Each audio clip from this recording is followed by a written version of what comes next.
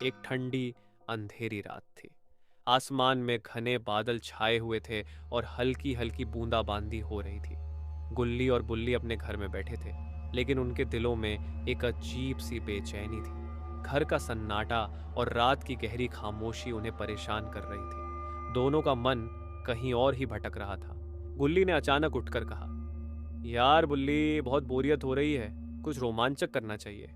बुल्ली ने भी सहमति में सिर हिलाया और कहा, चलो स्कूटर पर घूमने चलते हैं। रात को शहर की सड़कें खाली होती हैं, मजा आएगा। दोनों ने जल्दी घर से बाहर निकल पड़े।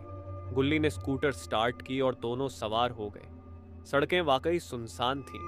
दोनों मस्ती करते हुए अपनी स्कूटर पर आगे बढ़ने लगे। हवा में हल्की सी ठंडक थी और चारों ओर खामोशी का माहौल था, लेकिन इस सन्नाटे में भी गुल्ली और बुल्ली के चेहरों पर मुस्कान थी।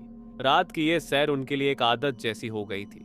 जब भी वे बोर होते, वे रात में निकल पड़ते और शहर की सुनसान सड़कों पर घूमते। लेकिन आज की रात कुछ अलग थी।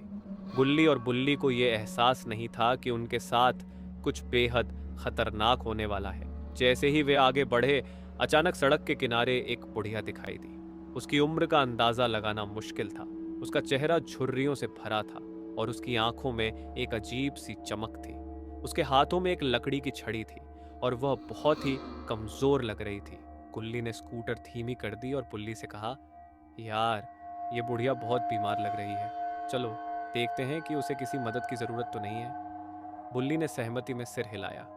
गुल्ली ने स्कूटर रोकी और दोनों ने बुढ़िया के पास जाकर पूछा, क्या आपको किसी मदद की जरूरत है? बुढ़िया ने कांपती आवाज में कहा, बेटा, मेरी तबीयत बहुत खराब है, क्या तुम मुझे थोड़ी दूर तक छोड़ सकते हो? गुल्ली और बुल्ली को उस पर दया आ गई। हाँ हाँ, क्यों नहीं, आप आ जाइए, गुल्ली ने कहा और बुढ़िया को स्कूटर पर बैठने के लिए इशारा किया। लेकिन जैसे ही बुढ़िया ने उनका हाथ पकड़ने के लिए अपना हाथ बढ़ाया, अचानक कुछ ऐसा हुआ जिसने गुल्ली और बुल्ली के होश उड़ा दिए। बुढ़िया का चेहरा अचानक विकृत हो गया। उसकी आंखें खून जैसी लाल हो गईं और उसका पूरा शरीर कांपने लगा। उसके बाल हवा में उड़ने लगे और उसके चेहरे पर एक भयानक मुस्कान फैल गई। गुल्ली और बुल्ली का दिल तेजी से धड़कने लगा। उनके चेहरे पर डर साफ दिखाई देने लगा।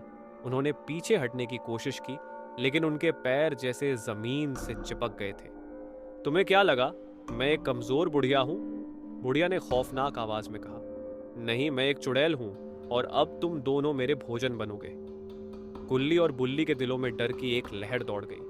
वे तेजी से स्कूटर स्टार्ट करके वहां से भागने की कोशिश करने लगे, लेकिन चुड़ैल उनके पीछे उड़ती हुई भागने लगी।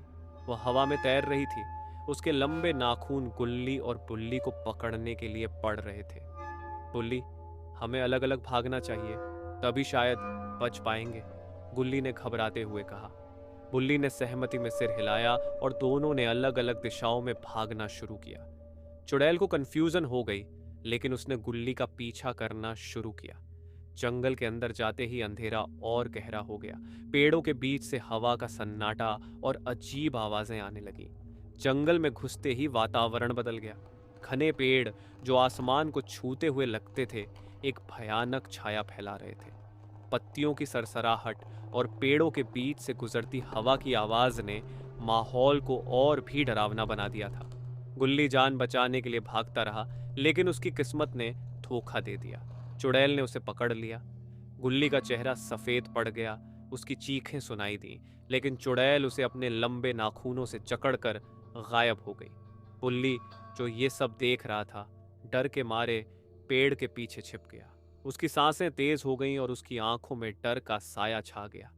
वह समझ नहीं पा रहा था कि क्या करे। उसकी हालत इतनी खराब थी कि उसके हाथ पांव कांप रहे थे, लेकिन उसे पता था कि उसे कुछ करना होगा। अगर वह अब भी कुछ नहीं करेगा तो उसका दोस्त गुल्ली हमेशा के लिए गायब हो जाएगा। बुल्ली ने अपनी हिम्मत जुटाई और भागते भागते सिद्ध बाबा के पास पहुंच गया। बाबा का घर जंगल के दूसरी तरफ एक पहाड़ी पर था। बुल्ली की हालत देखकर बाबा समझ गए कि कुछ बड़ा अनर्थ हुआ है।